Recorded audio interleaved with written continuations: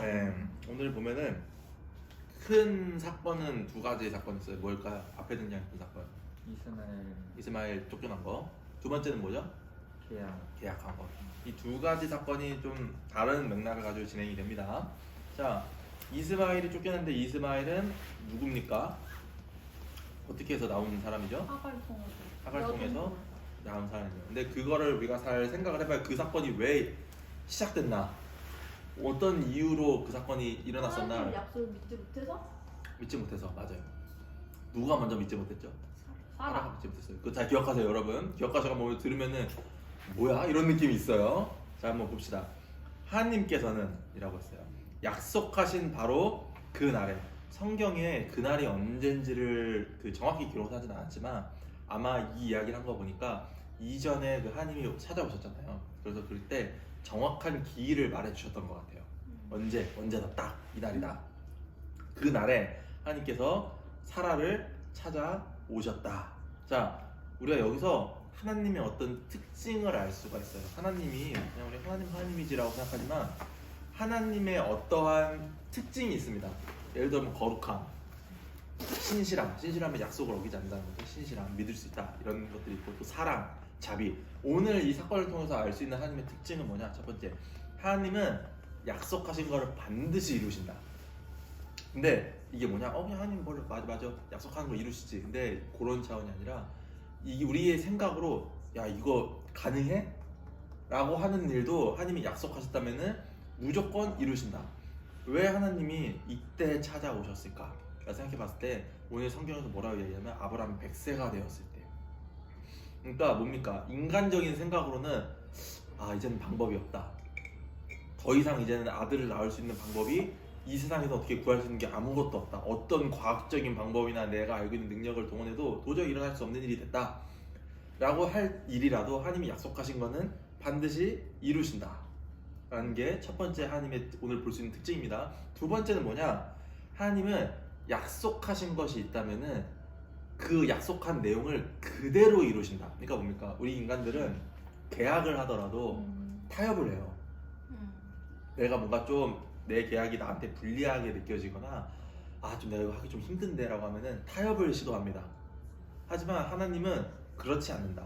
아무리 이게 어렵고 힘든 일이라고 할지라도 본인이 약속하신 그 단어 그대로 무조건 이루신다. 이게 우리가 하나님의 약속이라는 면에서 볼 수 있는 특징이에요. 오늘 볼 수 있는 특징. 아무튼 그렇습니다.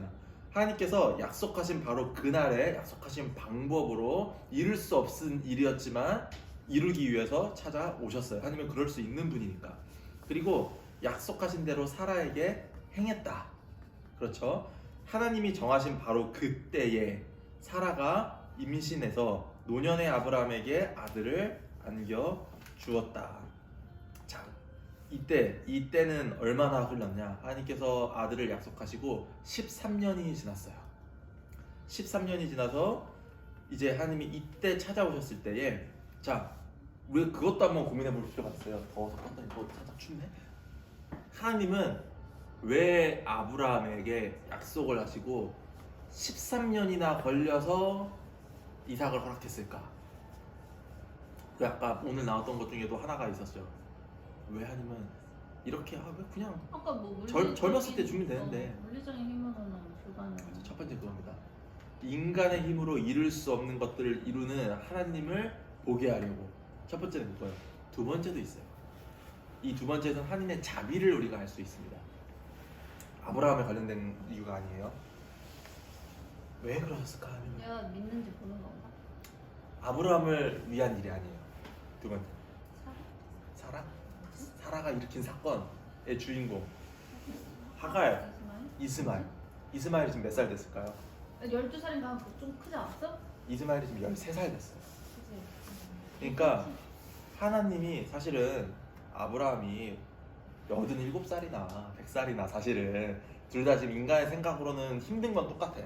아니 근데 왜 13년이나 더 기다려서 이렇게 했을까? 본인들의 실수였던 이스마엘이라는 하는 이 자녀가 이제 독립할 수 있는 나이가 된 거야. 그 전까지는 이들을 그냥 내쫓아 버리면 사실은 살아나갈 수가 없어요. 하나님이 자비를 베푸셔서 그때까지 기다려 주셨다. 라는 사실이죠. 하나님의 어떤 다른 모습들을 우리가 알 수가 있죠. 하나님의 사랑이나 자비의 모습들, 그런 것을 알 수가 있습니다. 자, 어쨌든 노년의 아브라함에게 아들을 안겨 주었어요.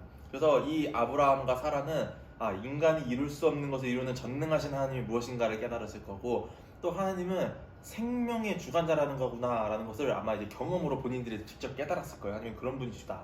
그래서 하나님은 아브라함은 아이가 태어나고 8일 만에 할례를 행했다. 왜 했습니까? 하나님이 명령하셨잖아요, 옛날에. 그래서 아브라함이 그 명령을 기억하고 말씀하신 그대로 행했어요. 아브라함의 장점 뭐였죠? 아브라함 참 실수도 많고 거짓말도 많이 하는데 장점이 뭐였습니까? 아브라함의 순종하는 거. 말하신 그대로 어떻게 해요? 즉시 하는, 이게 아브라함의 장점이었어요. 즉시 행했어요. 그래서 아브라함이 아들 이삭이 태어났을 때 100살이었고 사라는 이렇게 말했습니다. 내게 웃음을 복으로 주셨다. 이삭의 뜻이 뭡니까? 웃음. 이름의 뜻이 웃음이에요.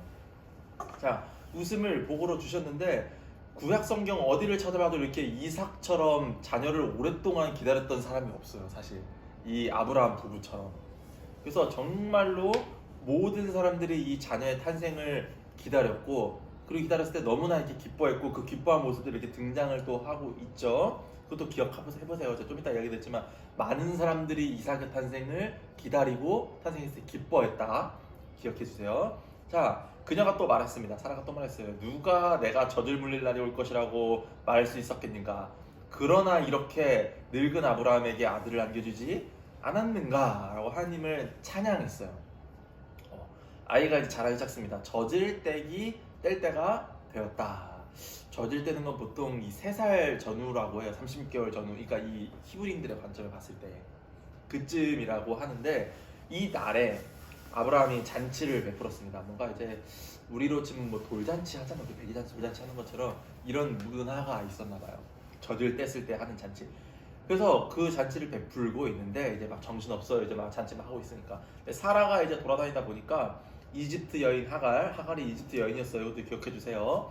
아브라함에게서 낳은 아들인 자기 아들 이삭을 놀리고 있었다. 개역개정에서는 희롱하고 있었다라는 표현을 썼던 것 같아요.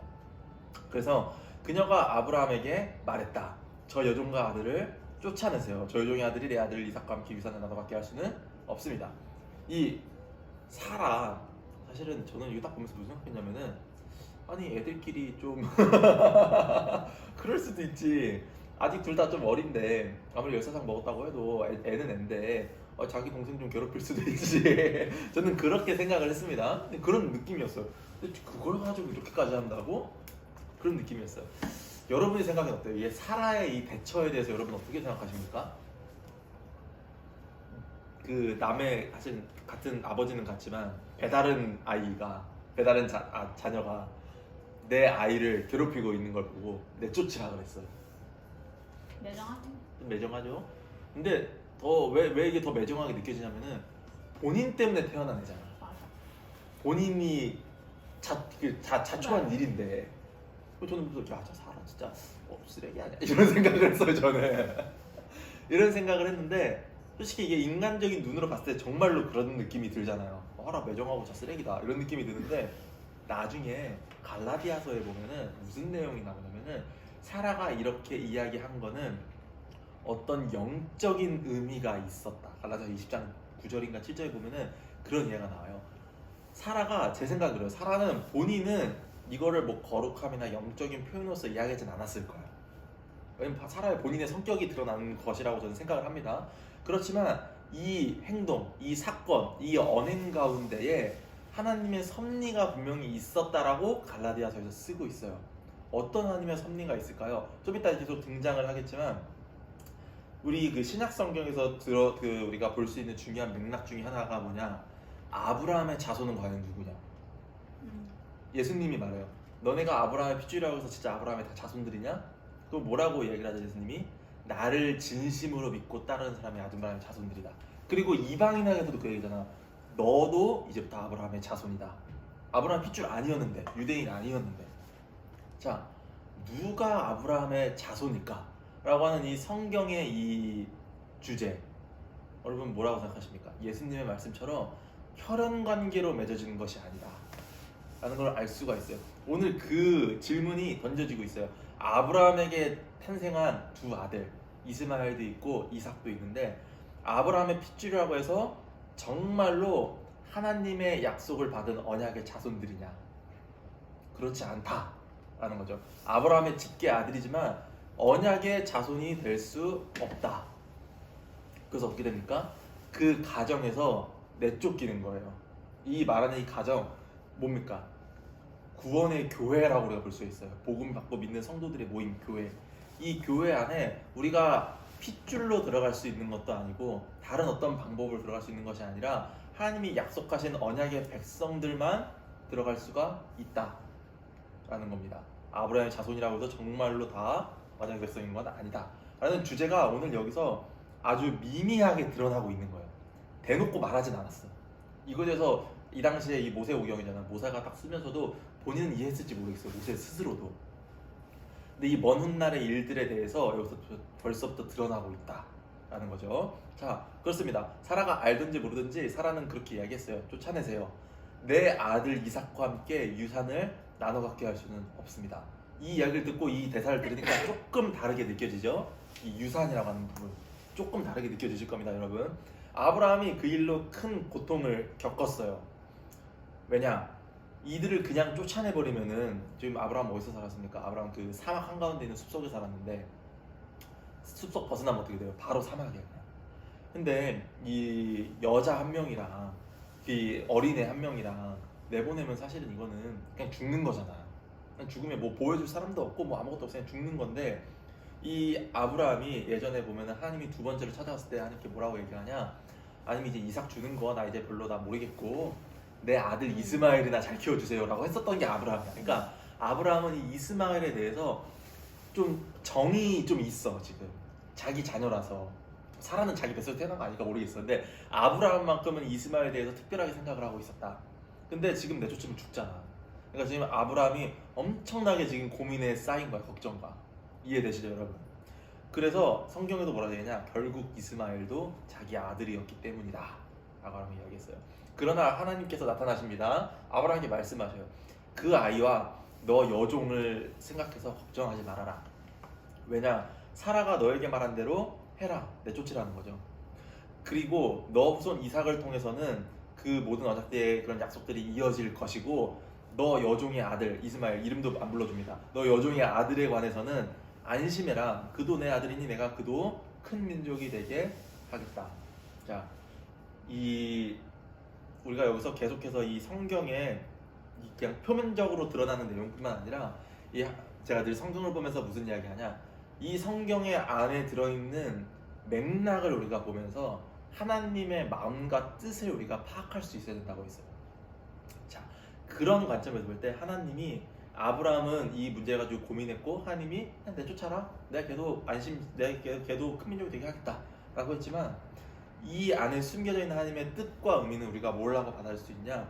비록 언약의 백성은 아니라고 할지라도 일반적인 언약 밖에 있는 사람들이지만 언약 밖에 있는 이스마엘이었지만 하나님이 이 이스마엘도 책임지고 지키시고 보호하겠다 라는 거예요. 우리 사도신경 강의를 들을 때 성령에 대한 이야기를 할 때 비슷한 이야기를 우리가 했었어요. 기억나십니까? 성령에 대한 이야기를 할 때 성령님이 무슨 역할을 하시냐? 성령님 무슨 역할을 하십니까? 많은 일들을 하시죠. 이 성령님의 중요한 역할 중에 하나가 오늘 이스마엘에게 하나님이 주어졌던 것과 비슷한 일이 있습니다. 계속해서 지금 이 오늘 내용이 다른 것들을 계속 보여주고 있어. 희미하지만. 자, 성령님의 한 역할 뭡니까? 첫 번째, 제일 중요한 역할. 우리가 말씀을 볼 때 이 말씀에서 숨겨져 있는 하나님의 의미를 발견할 수 있게 해주신다. 제일 큰 역할이 성령님의 그게 메인 잡입니다. 메인 잡. 두 번째는 뭐냐? 이 세상이 너무 혼란스럽지 않도록 지키고 보호해 주신다. 어쩌면 그거는 사람들의 도덕 관념으로서 그렇게 할 수도 있고 법으로서 그렇게 할 수도 있고 뭐 아니면은 통치자를 세움으로써 그렇게 할 수도 있고 이 세상이 잘 돌아갈 수 있도록 지키시고 보호하는 역할이 성령님의 역할 중에 또 하나다 라고 우리가 배웠어요. 그 관점을 볼 때 이 이스마엘의 이런 것도 하나님 보면은 비록 구원받지 못한 언약 밖의 백성이지만 그럼에도 불구하고 하나님이 사랑과 자비의 하나님이고 또 성령님의 역할도 있기 때문에 이 이스마엘을 끝까지 책임진다는 거예요. 보호하겠다 라고 이야기를 하는 겁니다. 오늘날도 같습니다. 교회에 다니지 않는다고 해서 하나님 바로 죽이시지 않아요. 교회에 다닌다고 해서 바로 무인도에 떨어뜨리지 않아요. 하나님이 그런 사람들조차 하나님이 지키시고 보호하신다 라는 거죠. 이 세상이 돌아갈 수 있는 이유입니다. 이게 자 그렇습니다. 이런 이야기를 했습니다. 아브라함이 이튿날 아침 일찍 일어나 아침 일찍 일어났다는 걸 보니까 이 하나님의 말씀은 언제 일어난 거죠? 밤에 꿈속에서 일어났을 수도 있고 한밤중에 말씀을 하신 거죠. 아브라함이 얼마의 음식과 물 한 통을 하가르 등에 지워주고 아이와 함께 떠나 보냈다. 자, 아브라함의 장점 뭡니까? 하나님이 말씀하시면은 하루?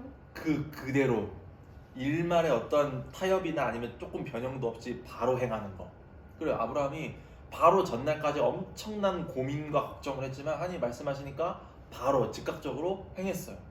인간의 시선으로 볼 때는 좀 말도 안 되고 너무 잔인한 일이지만 하나님 말씀하시니까 행했어요. 그래서 떠나 보냈습니다. 그녀는 정처 없이 길을 헤맸다. 부엘세바 광야에 이르렀습니다. 부엘세바는 어디냐면은 그 오늘날의 그 팔레스타인이라고 하죠. 그 이스라엘 그 성과 팔레스타인 그 보면은 거기서 밑으로 한 40km 정도 떨어져 있어요. 그러니까 하갈이 밑으로 내려가고 있어요 지금. 하갈은 왜 밑으로 내려가고 있었을까? 옆으로 갈 수도 있고 위로 갈 수도 있고 그럴 수 있는데 차라리 위로 가면은 더 좋은 곳들이 있을 수도 있는데 밑으로 가면 계속 사막이잖아. 왜 하갈은 밑으로 갔을까? 맞아, 이집트 사람이야. 그러니까 자기 고향으로 돌아가려고 한 거야 하갈은 지금. 내가 지금 갈 곳이 없다. 지금 막막하니까 삶이 막막하니까 자기 고향으로 돌아가서 살아야겠다라고 하고 이집트로 가고 있었는데 정처 없이 길을 헤맸다는 걸 보니까 떠난 지 너무 오래됐어. 20년 정도 지났다 그래요. 이집트를 떠난 지. 그러니까 길을 모르겠는 거야 지금 돌아가는 길을. 그래서 길을 잃어버렸어요. 그래서 광야, 부엘세바 광야에 이르렀는데, 그러니까 광야는 사막입니다. 사막 한가운데서 물이 다 떨어졌어요. 물이 다 떨어졌다는 건 사실은 무엇을 의미합니까? 아, 이제 난 죽었다. 앞에 보이는 것도 아무것도 없고 근처는 다 사막이니까 사막 한가운데서 물도 다 떨어지고 이제 물 다 떨어지면 뭐 음식도 다 떨어졌겠죠. 더 이상 이제 아무것도 내가 할 수가 없는 거예요. 그러자 이제 아이를 덤불 아래, 그나마 있었던 그늘이었겠죠 여기 가운데, 거기 두어주고 50m쯤 걸어갔다. 뭐 50m라고 하는 사실 정확하진 않아요. 성경에는 화살을 쏘면은 닿을 수 있는 정도의 거리라고 하고 있어요. 그걸 기준으로 보고 있는데 거기 두고 이제 뒤돌아서서, 이제 아들을 바라본 게 아니라 뒤돌아서서 내 아들이 죽어가는 모습을 지켜볼 수가 없구나 라고 하면서 울기 시작했다라고 합니다. 그러니까 더 이상 우리 인간의 눈으로 봤을 때는 이제 더 이상 살아날 수 있는 여지가 없어. 어떤 일말의 기대나 소망조차 다 끊긴 상태가 되었다 하는 거죠. 근데 여러분 잘 기억해야 되는 게 뭐냐면은 하갈이 정말로 지금 절망에 빠져 있어야 되는 상황이냐 라는 거예요. 잘 생각해봐요. 하갈이 이전에 하나님을 만난 적이 있습니까? 없습니까? 있어요. 그때 하나님 뭐라고 말씀하셨습니까? 그때 언제 하나님이 나타났었죠? 그 아이 임신했을 때 도망쳤잖아. 그때 자꾸 힘들게 하니까 그때 하나님의 천사가 나타나서 뭐라고 말씀하시는지 기억나요? 응, 돌아가라. 그리고 뭘 하나 약속해줬어요. 이스마엘에 대한 걸 약속해줬어요. 오늘 나온 이 큰 민족이 되겠다는 걸, 이스마엘에 대한 약속을 그때 했어 이미. 그러니까 하갈이 지금 정말로 절망스러운 상황이냐 라고 물어봤을 때 사실 그렇지 않다라는 거예요. 아까 우리 시작할 때 뭐라고 했습니까? 하나님이 약속하시면 어떻게 된다고요? 반드시 이루어진다. 반드시 이루어질 거라면은 오늘 이 하갈과 이스마엘은 적어도 오늘은 죽지 않을 것이다 라는 사실입니다. 그럼 하갈이 정말로 절망스러운 사실이냐 하면 그렇지 않다. 그런데 하갈은 그걸 지금 잊어버렸어요. 왜 잊어버렸을까? 지금 본인이 처한 이 환경이 너무 힘드니까, 너무 고통스럽고 너무 절망스러우니까 하나님이 이전에 나한테 했던 약속이나 하나님의 어떤 그런 은혜, 이런 감동들을 싹 다 잊어버린 거야 지금. 당장 내 삶이 너무 힘드니까. 그래요. 그래서 사실은 이걸 보면서 우리가 또 뭘 깨달을 수 있냐, 우리의 삶도 사실은 비슷할 수 있겠다라는 것도 볼 수가 있는 거죠. 하갈의 모습을 통해서. 사실 하나님이 우리 살면서 우리 삶에 얼마나 많이 관여를 하십니까? 많은 어찌 보면 은혜, 그런 값없이 주시는 선물들을 주시고 우리에게 또 좋은 사람들을 만나게 하시고 또 우리의 삶에 있었던 약속들도 많이 주시고 어떤 감동도 주시고 이런 우리 삶을 쭉 지켜봤을 때에 하나님이 정말 우리 삶에 많이 함께하고 계셨다라는 것을 알 수가 있어요. 근데 우리가 하나님의 어떤 이런 약속들, 감동들, 은혜들을 언제 쉽게 잃어버립니까? 딱 둘 중에 하나. 너무 잘 살거나 너무 내 삶이 힘들거나 둘 중에 하나가 되면은 쉽게 잊어버린다는 거예요.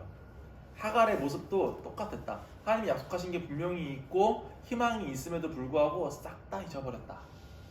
왜냐? 내 삶이 너무 힘드니까. 그렇습니다.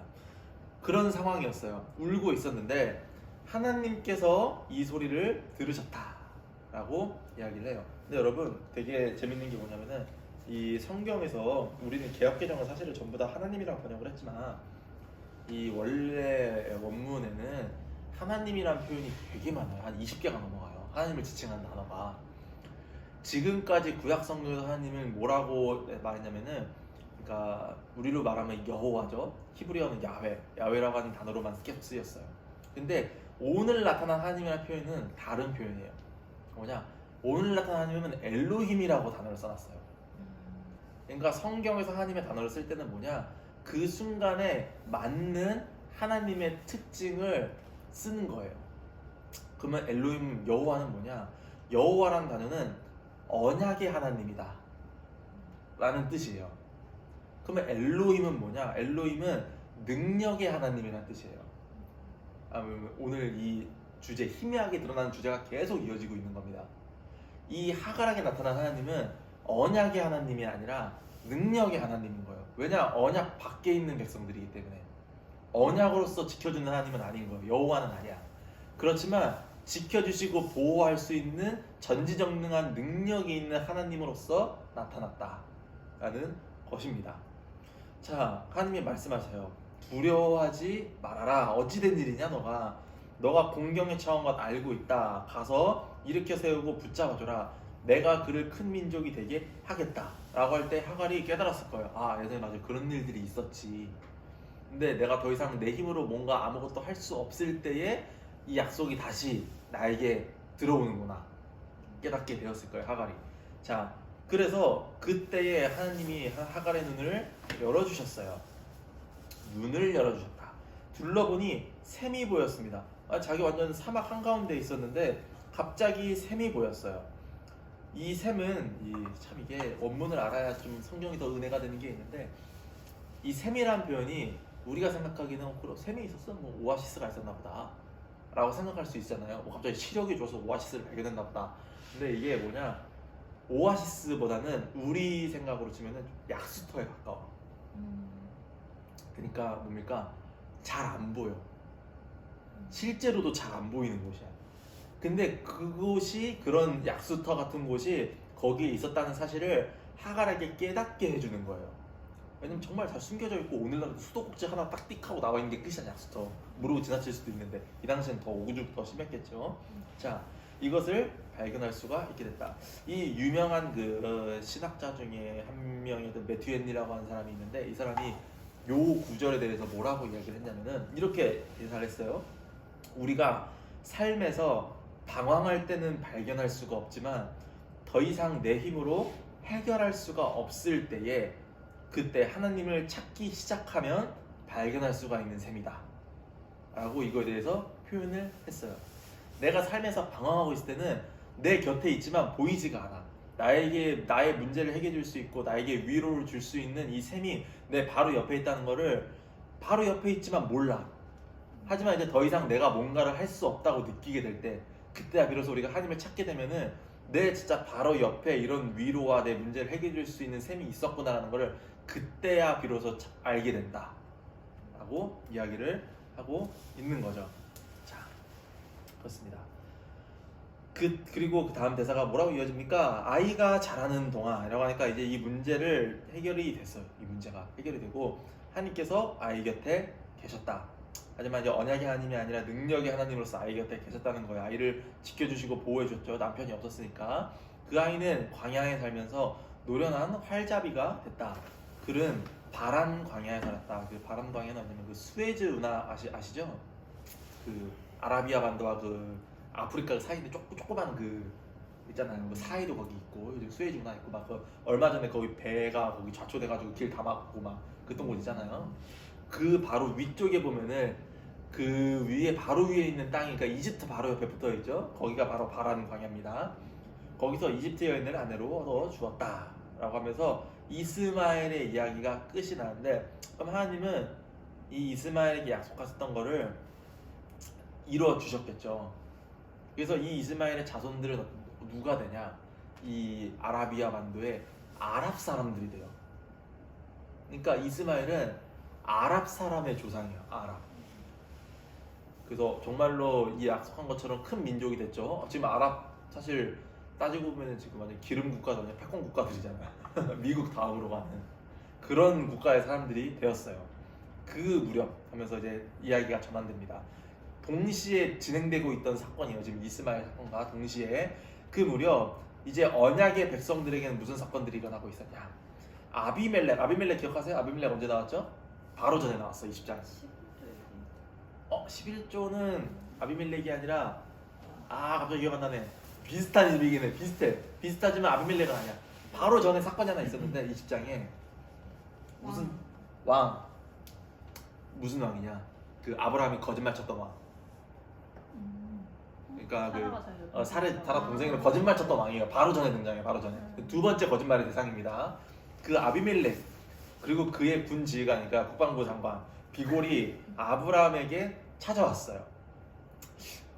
이 아비멜렉은 누구냐? 이 아브라함이 살고 있던 블레셋 지방에서 제일 힘이 센 왕이야.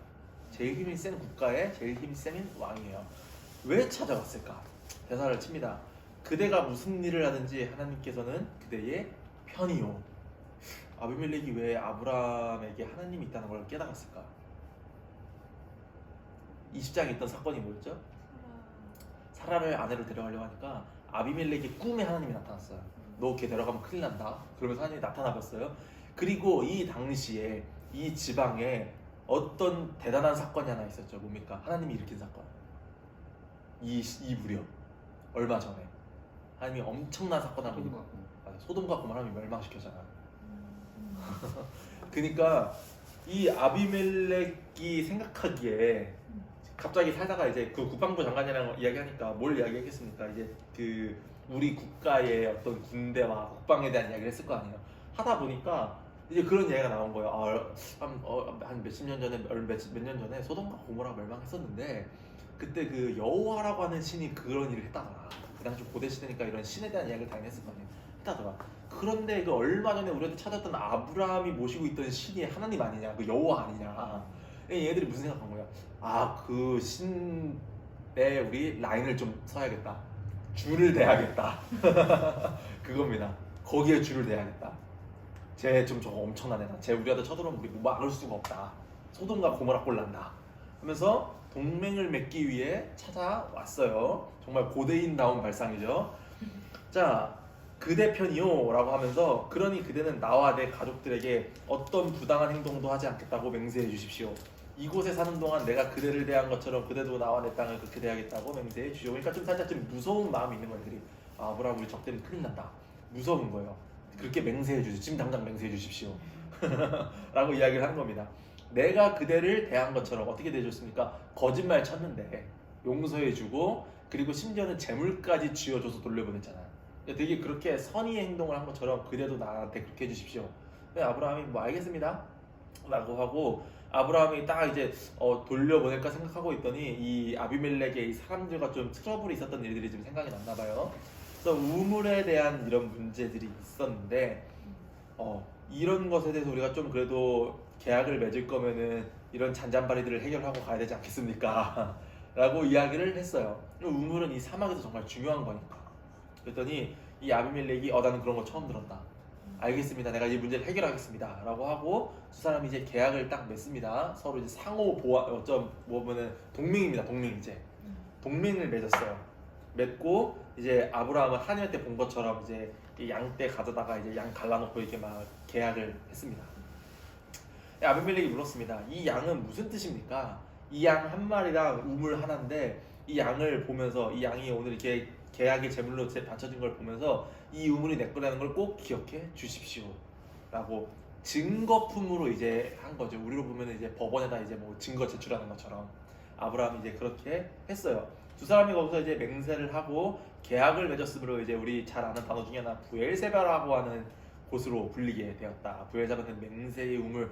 나중에 이제 부엘세바 이 이야기가 계속해서 구약에서 등장을 하죠. 부엘세바 근처에 이르러 그러면서 막 계속해서 등장을 합니다. 그러니까 아브라함이 참 똑똑했던 거예요. 이후의 사람들도 이 부엘세바라고 하는 거에 대해서 계속 기억을 하고 있는 거 보니까 아 정말 그때 이렇게 딱 계약하면서 양떼를 딱 바치는 거는 정말 현명한 행동이었겠구나 라고 우리가 알 수가 있는 거죠.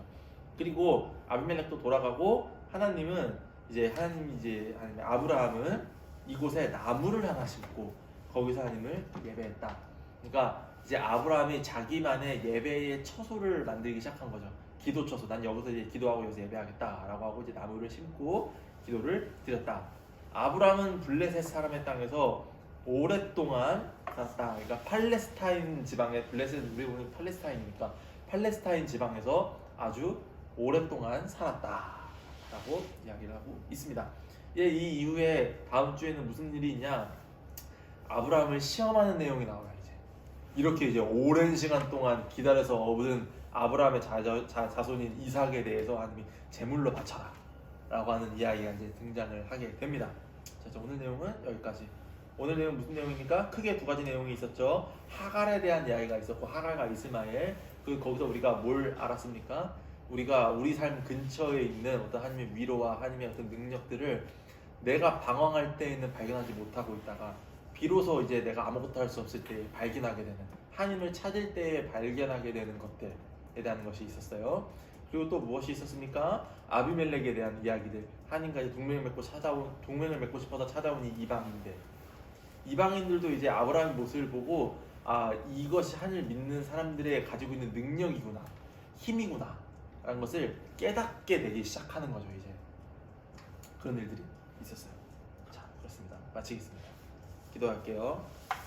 하나님 감사합니다. 하나님 오늘 시간 창세기 21장을 통하여서 하나님 우리에게 또 주신 하나님의 뜻과 마음을 또 우리가 알아갑니다. 하나님 우리가 이 하갈과 이스마엘 비록 언약 밖에 있었던 백성이었지만 이 성경의 기록을 통하여서 하나님 우리가 방황할 때에 하나님 우리 근처 하나님이 이미 그 문제를 해결할 수 있는 것들을 주셨음에도 바라보지 못하고 계속해서 하나님을 원망하고 또 하나님을 이렇게 떠나 있었던 우리의 모습들을 생각하고 또 기억합니다. 하나님 우리가 그런 삶에서 벗어나서 하나님 우리가 기쁘든지 슬프든지 하나님을 먼저 찾고 하나님께 먼저 아뢰고 기도하고 도움을 구하는 사람들이 되게 하여 주시옵소서. 그리하여 하나님 이 세상에서 큰 고통과 고난 겪지 않고 늘 하나님과 기쁨과 충만함과 즐거움을 얻고 살아가는 우리 한 명 한 명 그리고 가로등 교회가 되게 하여 주시옵소서. 하나님 그리고 우리가 세상에서 성도로서 살아갈 때에 이 아비멜렉이 찾아온 것처럼 하나님의 능력이 우리 삶 가운데 보여지는 성도들이 되게 하여 주시옵소서. 그리하여서 사람들이 우리를 바라볼 때 저 사람은 늘 하나님과 함께하고 있구나, 하나님이 저 사람의 편이구나라는 것을 바로 우리의 모습을 보고 깨닫게 하여 주시옵소서. 그런 사람들로 우리를 변화시켜 주시고 그런 사람들로 우리를 이끌어 주시옵시고 마침내 이 세상 떠나는 날까지 우리를 그렇게 계속해서 단련시켜 주시옵소서. 감사드리면서 예수님의 이름으로 기도드렸습니다.